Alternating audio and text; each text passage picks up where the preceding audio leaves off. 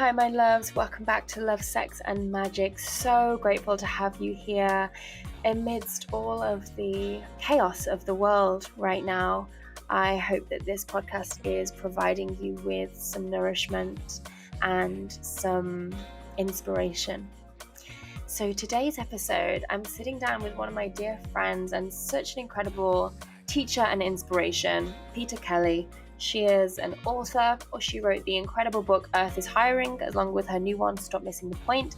She's a speaker, she's an entrepreneur who's inspired a generation to live, lead, earn, and give. She's also a mother, and she's really changing the world for millennials, teaching people how to live more consciously without getting on their high horse and feeling like they are spiritually superior because of how they live. So we had such an incredible conversation. I'm really excited for you guys to listen to this.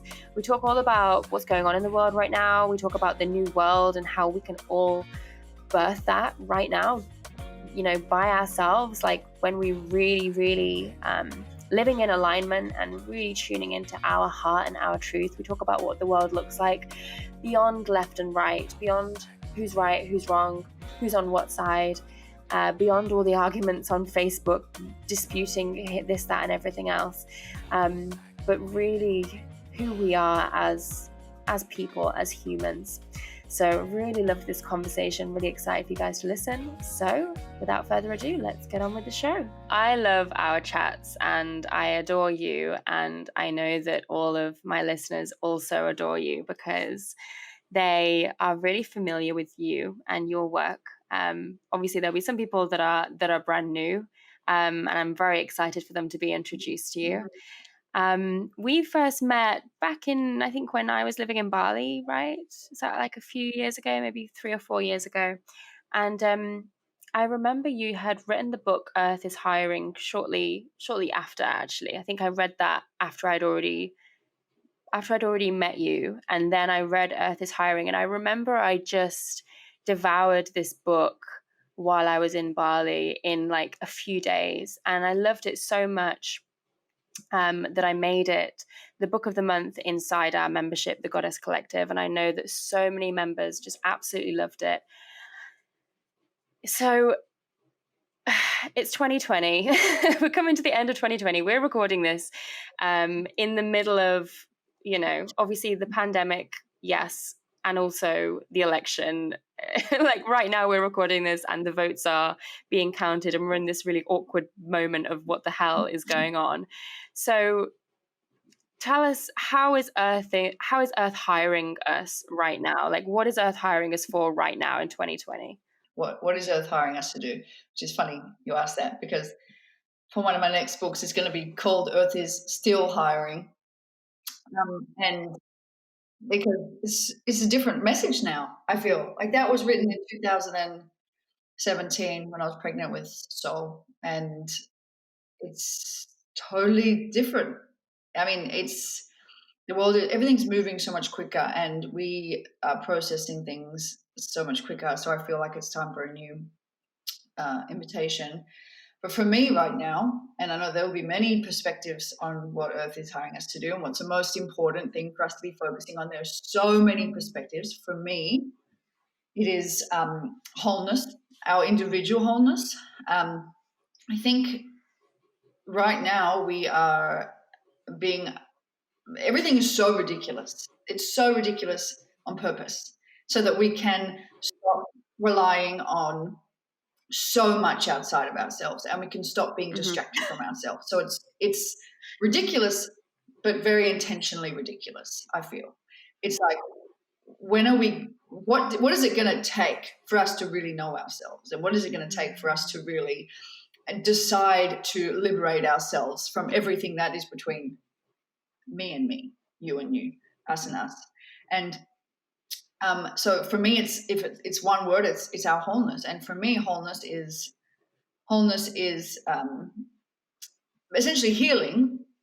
Healing is everything healing is removing whatever is between us and the knowing that we are whole. And there is so much that's between us and the knowing that we are whole. But we are whole. And it's about reclaiming that wholeness now and knowing who we are, knowing what we believe, regardless of what clever media says, regardless of what the influencer says, regardless of what the person we admire that's super spiritual and it does 50,000 ayahuasca ceremonies says, no matter what anyone says, that the governance is truly inside of us and that we are ride or die like this with our soul, and that we are, as a matter of priority, putting first what is thrilling inside of our chest and what is exciting inside of our chest, and to take responsibility for being a greater expression of our soul in this time. And it's about moving beyond this nobility or pretend nobility or attempted nobility, which is really dishonest and inauthentic. Like, I'm doing this because I should. I'm doing this because people expect it of me. I do this because, XYZ. And it's moving beyond obligation in any sense. So moving beyond obligation in terms of, I'm doing this because it's expected of me. I'm doing this because it's familiar. I'm doing this because it's who I've always been. I'm doing this because people like me do things like this. It's all these attachments we have to our old identity, to these old rules, to these old dogmas.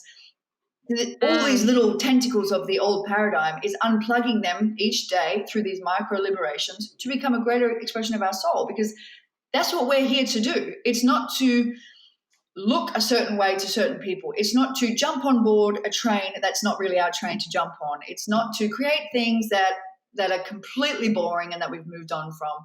It's not to fly the flag for something we don't really care about. It's, if we really do care about the evolution and evolving the human story, which so many of us do, it's time to be to stop being distracted from ourselves, I suppose, and to take back the responsibility and the self-governance and the self-liberation and the self-expression, and not in not in a self-indulgent way, but kind of in a self-indulgent way, because it's what we're missing. We're missing that connection to ourselves. And the reason why we struggle to have we struggle to trust other people who don't believe what we believe, and many of us do. We have this distrust in other people, and a lot of the time it points back to a distrust or disconnection from ourselves. And when we know ourselves, when we deeply know ourselves at that level where we can see all the parts where we feel like, we're fucked up, we're broken, and we still know that we're whole, we can see the world differently. We can see other people differently. We can know, oh, that person believes that. We can just see at such a deeper level. We can see other people at such a deeper level. We aren't operating from just such a disconnected, wounded place. We're operating from our wholeness. That's why it's our main job right now. It's our number one job. And the world will try and tell us that, no, that's not. That's selfish. Your number one job is to leave yourself in the pursuit of nobility and to look this way and to be a good human. That's your number one job. And it's if you're operating from your center, whatever is true, literally whatever is true, because no one will have your perspective. There's not a single person on earth that will have your perspective. Not your husband, not your kids, not your mom, not your father, no one. If you can operate from that perspective and operate from your center, you're always doing your best work for the whole, all of the time. Even though, and they will, people will believe otherwise about it. That's what Earth is still hiring us to do. Oh my God, I love it. All of it. So much in there that I want to touch on. I think you're absolutely right in that, it has to be this ridiculous for people to, for enough people to start to actually take their power back and take things into their own hands. And for sure, I think this year, has been such a huge wake-up call for all of us on an individual level. I hope it has been for all of us, on an individual level and on a collective level, to really recognize that we are here to lead ourselves, and it's really important that we learn how to do that. And yeah, I totally hear you about the nobility and the I think it's called virtue signaling, right? This pressure to be good and say the right thing all the time. And it's hard because on social media, it's almost created this constant auditorium of people listening into you growing and learning and figuring things out. And it's great in that everyone's got a voice now, but it also means that everyone's listening all the time. And yeah, like I think, what I keep feeling it comes back to is this inherent need to be good, to be obedient, to be good, and to not be rejected from the tribe or from the community.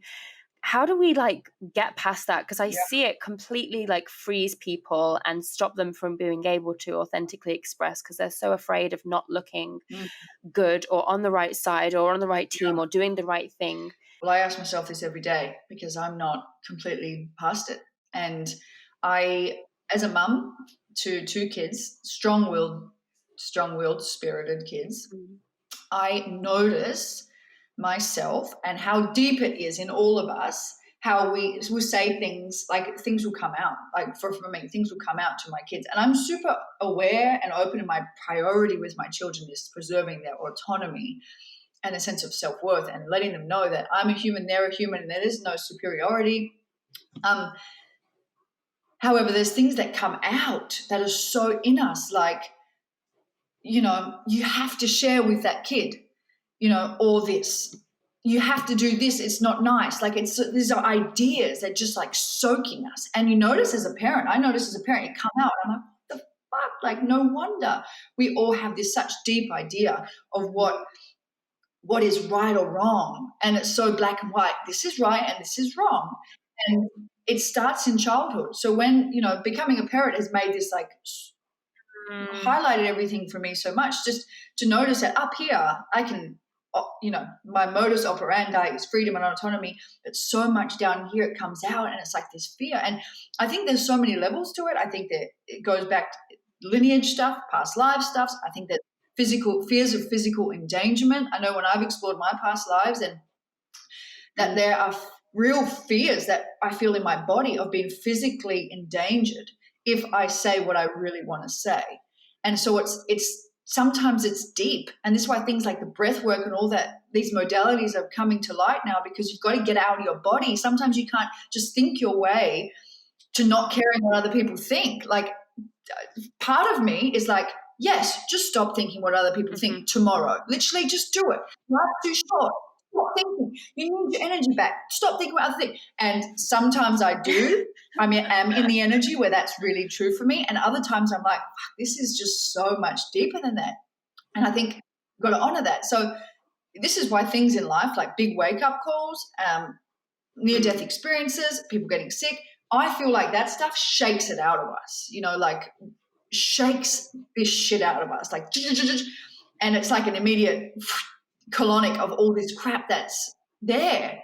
But we shouldn't be seeking out a near-death experience to free ourselves from this. So that's why these modalities are helpful. And I just become super aware of it. Sometimes you can dig into your fears and you can say, what's the worst thing that can happen by me sharing my truth? And you just go to your ultimate fear and be there and be like, okay, am I okay with this? Is it worth it for me to be a fully liberated, self-expressed person? And so, if the answer may be yes, the answer may be no. There's no right or wrong. When it comes to what you truly care about, your body will give you no choice, I feel, as to express it. And like Osho says, express it and it evaporates. So once you get it out of your body, and we all know the feeling after a hard conversation, after venting, after, we know that it evaporates from our body. So sometimes if we're holding on to a deep truth too long, it will start to manifest in our body. So we've just got to make a choice between the expression and the withholding. And it's just a journey of it. Like, I don't feel like there's a magic solution for it. I don't have a magic process for it. I go back and forth all the time. I have some things I'm really comfortable expressing. I have other things I'm still processing that are still, my body is still giving me the nudge.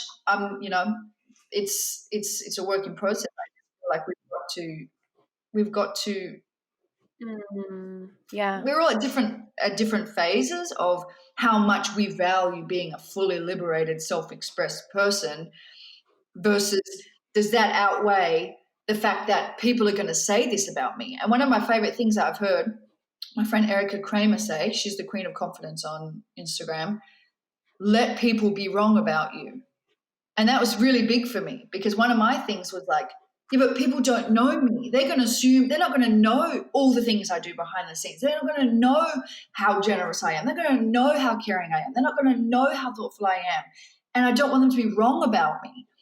And so that was super liberating for me to just hear, just let them be wrong about you. It's okay for them to be wrong about me.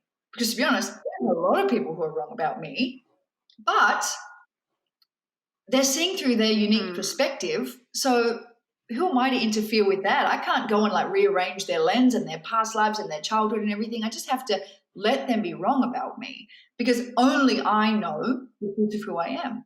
And even deeply, my husband doesn't know me as well as I know me. My children don't know me as well as I know me.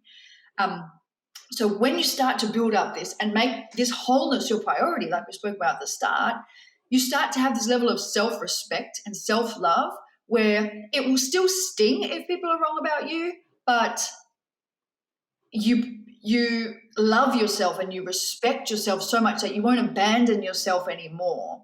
You won't abandon yourself and withhold your truth and stifle your life force because your self-love is now greater than the fear of people being wrong about you. I love that so much. What's coming up for me as you share this is that we have been living in a world that teaches people to not be in tune with their bodies, to not know their bodies, to not understand what those signals are. And like you said, like we can feel the truth in our bodies. We can connect to our intuition, and our bodies can speak to us, unless we've spent all of our life completely severed from our bodies. And we've got to really work on rebuilding that connection in order to have a great relationship with our truth, with our knowing. Otherwise, it's just going to feel like a faint off whisper that's easily ignorable in today's society. And I think that's why we have, people that aren't getting it, aren't feeling truth, aren't able to feel into different people's energies and the energy of certain things that are going on, and they're not able to feel it because there's a disconnect there. At least this is what I'm feeling. And I also think, like, to your point on social media, like, it's not our responsibility to share every single thing about our beliefs and what we care about and what we don't care about and where we stand on every single thing. There are some things that we're allowed to keep as much private as we want, especially if we're still processing things. I think there's this pressure to like have all the answers straight away and, have the perfect statement, and it's just not the way that humans work. It takes us a while to figure things out, and we don't necessarily want to be public about it. One thing that's really helped me is similar to your statement of let people be wrong about you. What's helped me is give people something to talk about, because I know that there are people from my past, or people that used to know me, let's say like 10, 20 years ago, that kind of I see watching my stories and kind of keep it. And I'm like, what's going on there? Like, are you inspired by me, or are you just like, what the hell is this girl up to? Like, and sometimes it plays on my mind. And, I just thought to myself one day, do you know what? If they are talking in a negative way, let me just give them something to talk about. Why the hell not? Like, let me give them some entertainment for their day. And, I do think that it plants some seed anyway. Like, if people are watching your stuff, then there's something inside of them that is in some way wanting something or inspired by something. So one of the things that I love about you, Peta, is you do make the way that you lead feels so effortless and so authentic. And we had you come to London and speak at the Self-Love Summit, my live event last year, and you just absolutely blew the roof off. I mean, we had so many speakers and people brought slides and, fancy things and songs and music cues and all this kind of stuff. You came in and just sat on a stool with the most basic slides that I've ever seen. And you just effortlessly just reeled off this amazing speech that I don't even think you prepped at all. And everyone was just like, oh my God, Peta was amazing, because you just channeled your truth. Oh, thank you. I was pregnant too, so I was crying. I always cry when I speak on stage, all the time, every time, because I always go to that place where I'm so emotional and I'm just speaking from my heart. I mean, it sounds so cliche, speaking from my heart, but I don't. When I used to speak from my head Yeah. was when I Yeah. was doing my PhD and my science work, and I'd have to go and present my science and have to go and present my thesis, and I would speak from my head, and I hated it, and I would get a rash, and I was awful, awful. When I started talking about things that were really true for me and really passionate about, it was just a totally different experience. It was like just talking about it, and that's why I say to people, just tell them, like just tell them. That's what you're doing. You're not performing. Just tell them what it is that you. And it's like those two words is just how I guide people to speak is just tell them. And because I know when I'm watching someone speak, and if they're reading off auto cue, I'm like thinking about my shopping list. I'm not there. I'm just not there. I'm not impressed. It's just words. Because I'm like such an energetic, I'm such a feeler that if I'm not feeling it, then I could not tell you a single thing right now. I'm trying to be respectful. Like, don't pull out your phone. Don't pull out Duolingo. Don't start doing something. Listen, pay attention. But I'm starting like picking my fingernails because I just want to go up and grab them and say, just tell us from your heart. Like, stop trying to figure out this impressive motivational stuff. It doesn't work anymore. We're desensitized to it. I don't want you to just spit out these quotes that you think are so impressive because they're so inauthentic. Just say what you mean. Just say what you feel. Just tell us what's really in there. That's what we want to hear from everybody. We just want to hear what's really in there. We want to hear what it means for them to be a human. That's all we want from people. And I don't, for me, like speaking in that kind of environment is such a joy that I wouldn't do it if I had to do it a certain way. I only do it because I can do it my way. I love that. And I want to speak to you about your newest book, which is called Stop Missing the Point. And I just feel that this is to go to, what you've just been speaking about. I just want to read to everyone the blurb to the book so everyone can get a feel into what this is about. So, does your Chanel bag make you less soulful? Are others less woke just because they don't care about your cause? Do you really know what life is like for the rich person in business class? Are you trying so hard to be good and noble that you've become a fun sponge? Peta Kelly inspired a generation to live, lead, earn, and give more consciously after a career fueled by ceremonial cacao, yum, and living on purpose. She came down from New Age amnesia, in inverted quotes, with some realizations. Living consciously can become an excuse to judge others. A lot of game changers are actually miserable. Are we all just taking ourselves a little too seriously? How can we grow and care and still enjoy life too?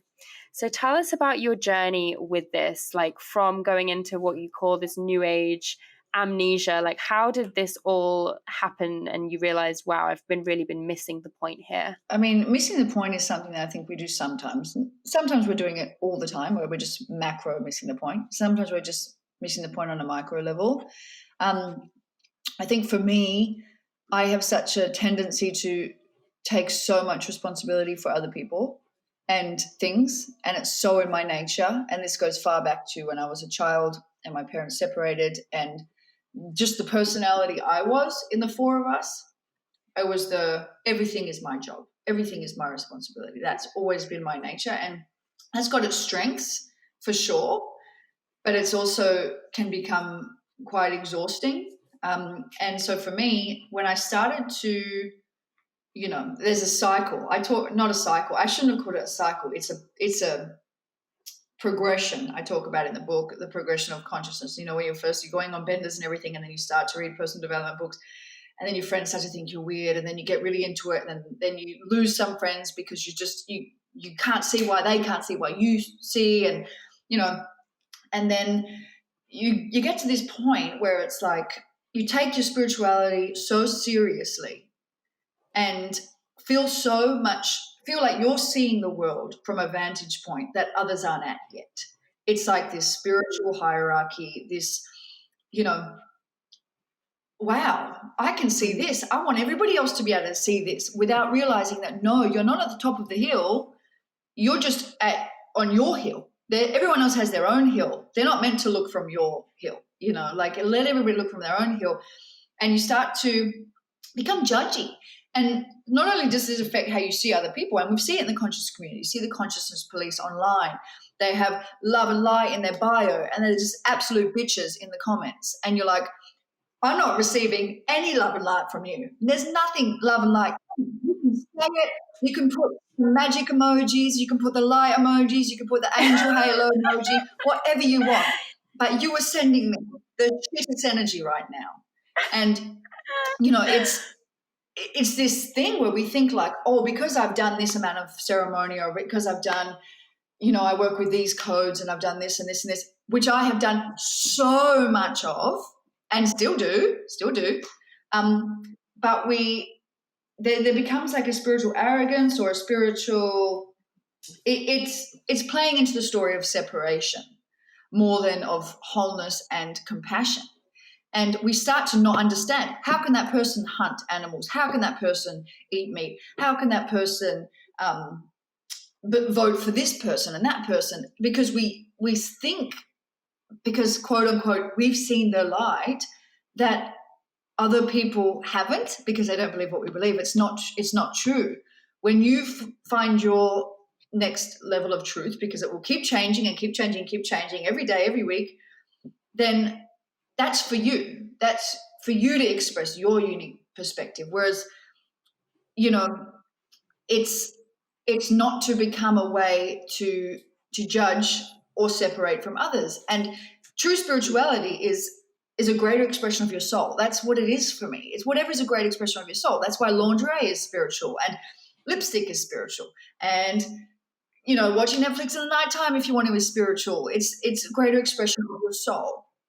And so Stop Missing the Point was kind of from personal experience, where I have become a judgy spiritual bitch, and when I also have stopped enjoying my life because of this pursuit of nobility. And for me, I created wealth super young, in my mid-20s. They were super young, and I was still growing into myself. And so that wealth only exacerbated my sense of over-responsibility. So although I had this really beautiful life that I purposely created, I wasn't really letting much in, because I was feeling like I had to constantly prove how socially responsible I was, how much I cared, that I was generous, which I didn't have to prove. I could have just been that and enjoyed my life more. And I did. I mean, I enjoyed my life, but I didn't let it in as much as I deserved to. And that there was worth stuff there. There was respect stuff there. There was over responsibility there. There was a lot of things there. So there's a whole bunch of things. It's basically a book about knowing yourself, being able to see people at a level that's not just face value. Like I see right now with the election, people are like, if you vote for this person, then you are this, boom, boom, boom, boom, boom, boom. And it contracts my body when I read it. And even I read from people that I love and respect, they're saying, or if you're a closeted this voter, if you're a closeted this voter, I'm thinking, no, you don't know what's in the depth of that person's experience, what they're here to do and believe, and what their childhood was like. And I know people who, quote unquote, on paper are really beautiful people, and then in my interactions with them have been so rude and so nasty. And it's like, the world is not going to be fixed by everyone believing what you believe. The world is going to be, we're going to evolve when we can have the self-respect to know what we believe, but also to really honor and respect everyone else's. That's the missing piece. Whereas right now we're in this mass place of, I believe this and it's right, and if you don't all believe this, that's why the world's broken. And it's not. It's because you haven't yet been able to see that that person's on a soul journey as well. And they might be here to be greedy. They might be here to be X, Y, and Z. And although it's fucked up a lot of the time, we can't override their soul experience. We can have trust that nature will do it. I mean, and again, I'm speaking from this physical body and this soul.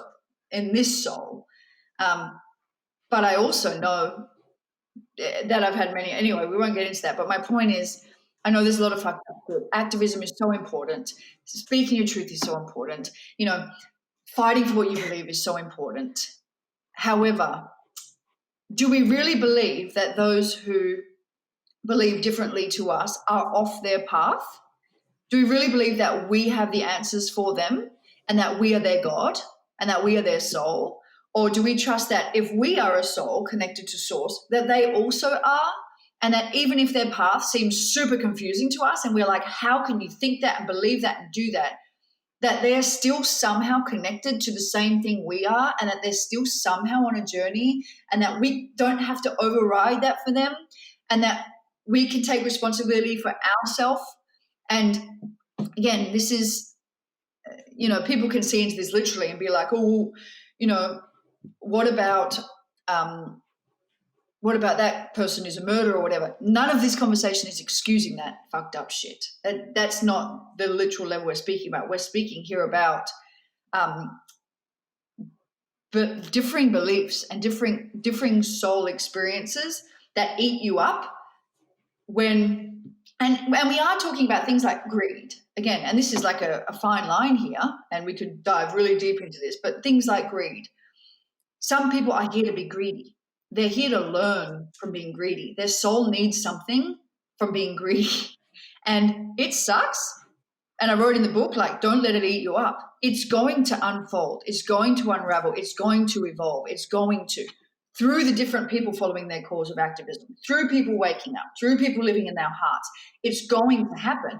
And like I say, I think in Earth is Hiring, it's not rocket science, all of this. We know how to eradicate poverty. We know how to, we know all this stuff. It's that there's not enough people living in their hearts. So this is why if you think that the world's going to change by just throwing darts at all these people who believe differently to you, we're missing the fucking point. Because if we're not in our hearts, these policies aren't going to change. We're not going to uphold them. Like, everything is a reflection of what we are, the standard we are upholding in our hearts and in our level of consciousness. That's what the world is reflecting back to us. So if we are doing surface level activism, which is like, this is right, this is where but we're not doing the energetic, deep, hard activism, which is this compassion and be able to see things differently. And that doesn't mean there's not anger there. That doesn't mean you can't be angry and stand up for yourself and all of that. This is not like fluffy. There's a lot of purity and love in anger a lot of the time. Sometimes, not violence, but in healthy anger and healthy expression. That, there's so many people on earth who are right. They're very right.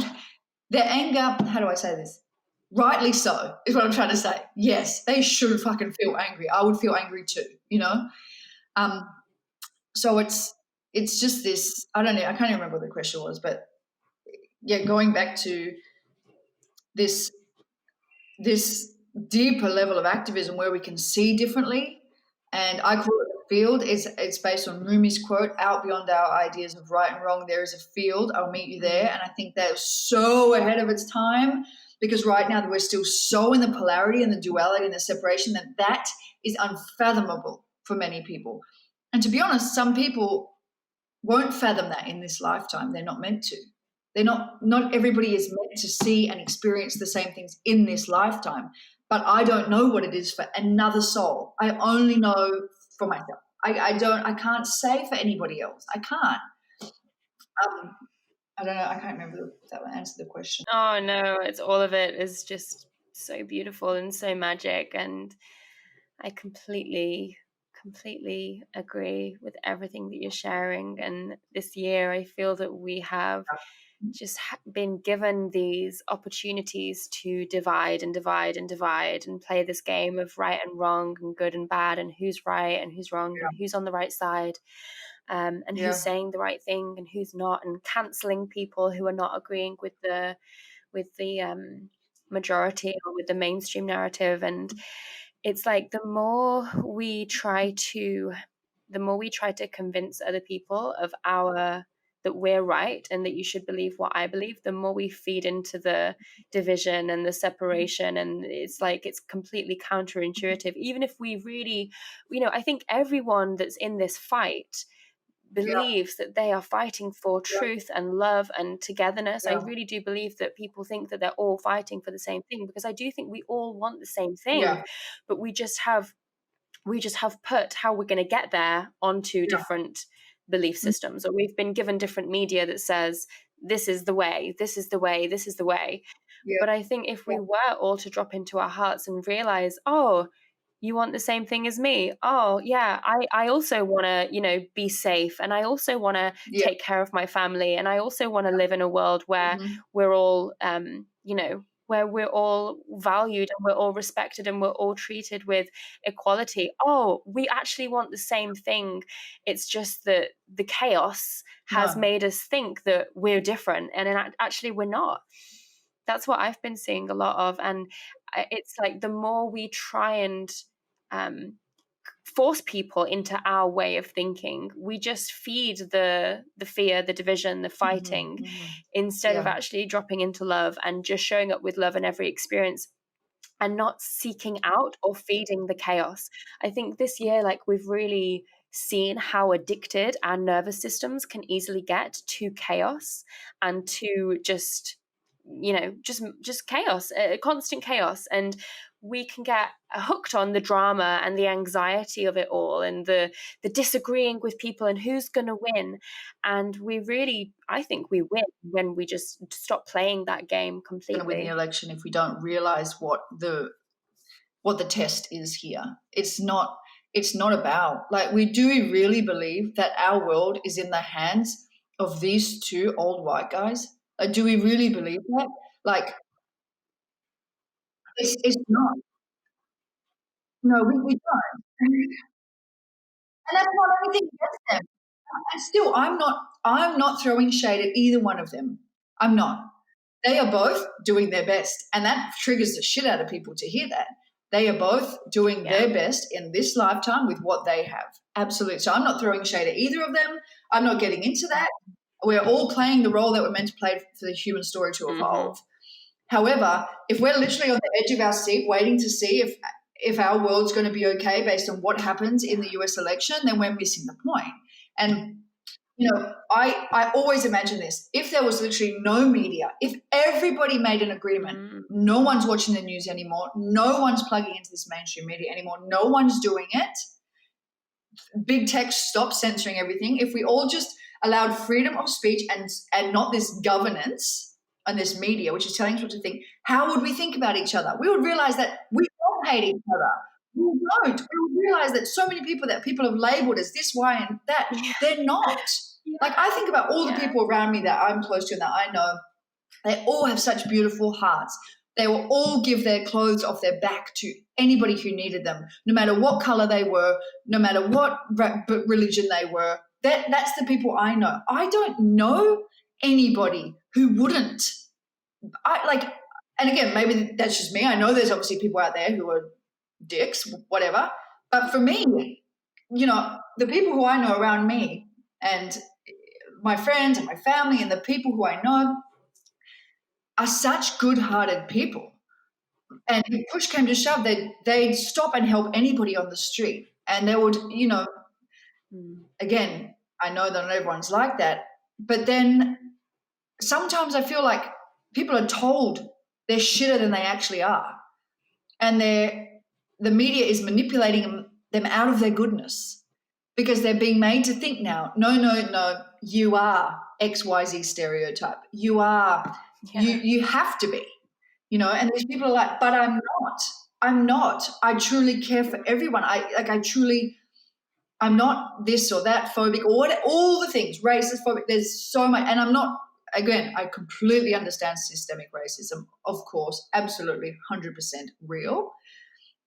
What I'm saying is that if we took the media away, and what would happen? What truly, what would happen? How would we feel? What would we think? Like, we are, like, I think that would solve a lot of the world's problems immediately.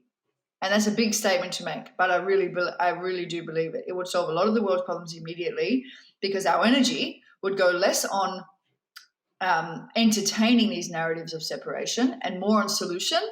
because we have it in our hearts. We have the genius for that. We have it in our DNA. We know we were put on this earth with the exact equipment and the specific designs to know how to move towards a thriving existence. We have that in us. What is stopping us from that is this narrative and these powers that are constantly trying to say, no, you don't love each other. No, you need to be oppressed, and you need to hate him, and you need to do no, don't even think about loving.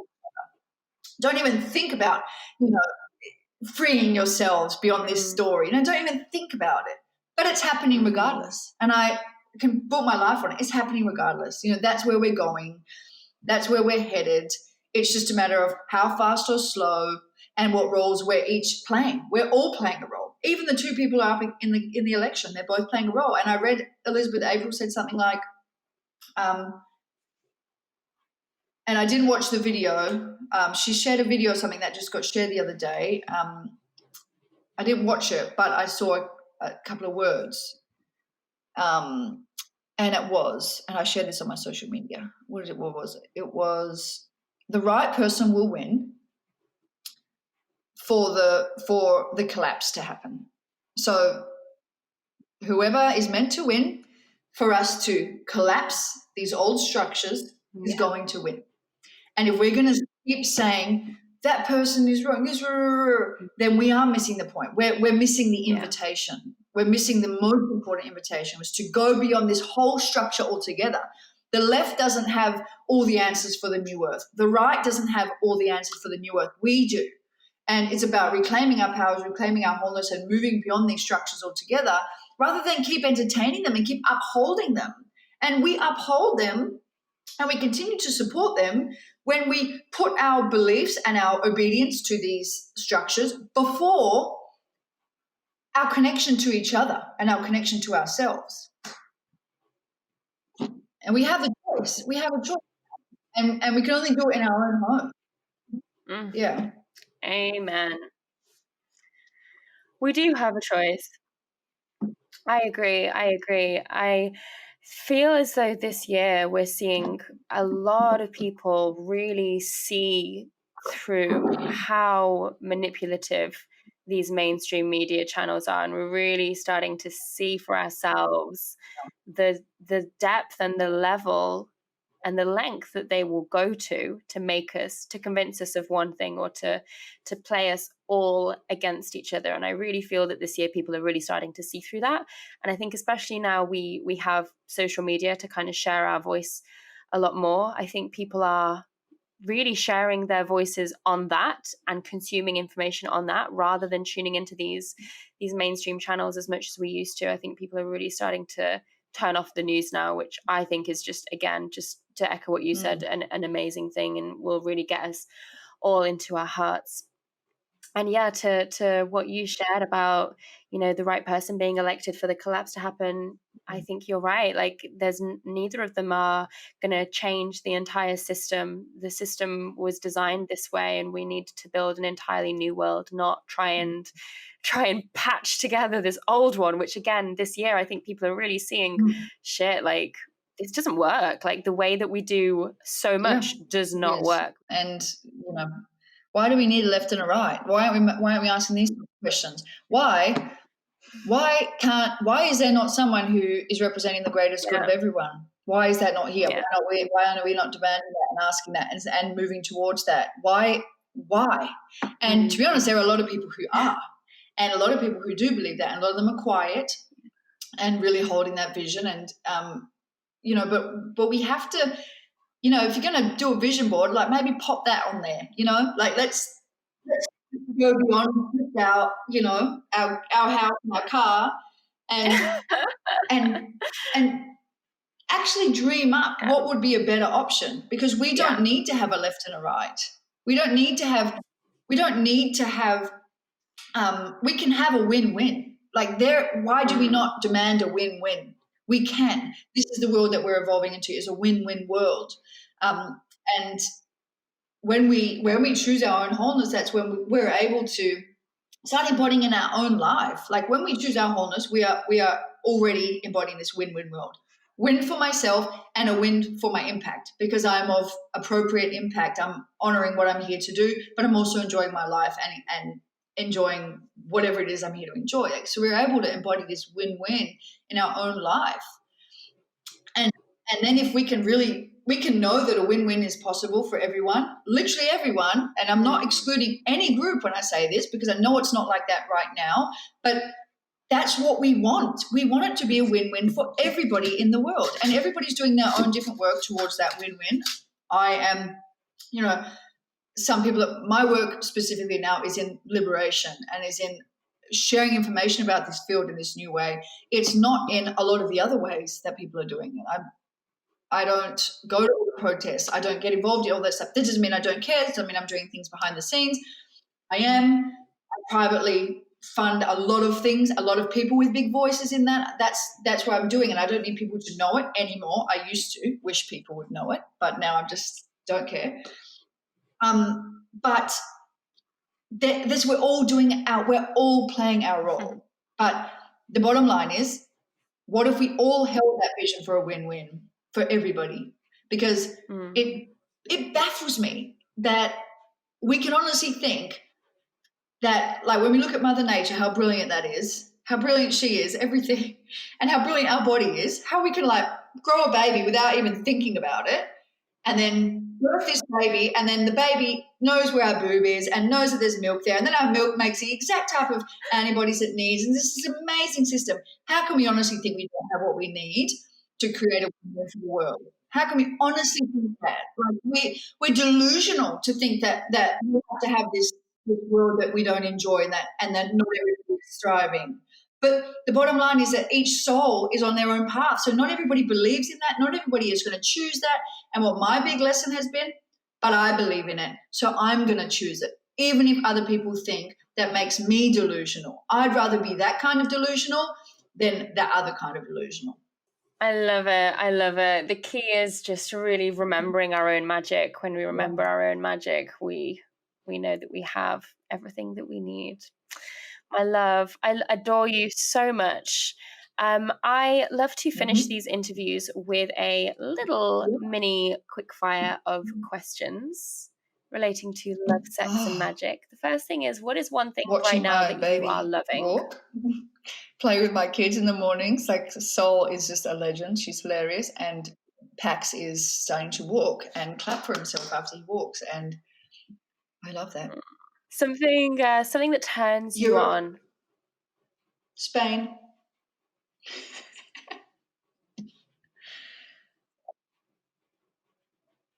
The Balearic Islands. And when was the last time you experienced magic?